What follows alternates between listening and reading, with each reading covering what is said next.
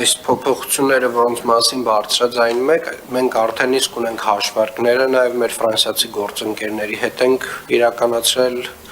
ընդհանուր հետազոտությունը։ Խոսքը իհարկե գնում է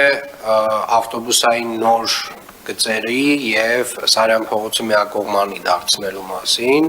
բայց հայեցակարգային կարևոր հարցը հետիոտնային հատվածները ավելացնելու վերաբերյալ կարծում եմ նույնպես մեր ամենակարևոր հարցերից մեկն է, որ կարծում եմ նվազագույնը այս տարի վերջնական որոշումներ պետք է կայացնենք, թե ինչ ուղղությամբ ենք շարժվում։ Ինձ թվում է ամբողջական պատկերն ունենալու համար մեզ նաև հարկավոր է հեծանվային ուղիները հասկանալ եւ ըստ այդմ արդեն ամբողջական պլան ունենալ, թե ինչպես ենք վերակազմակերպում փոքր կենտրոնի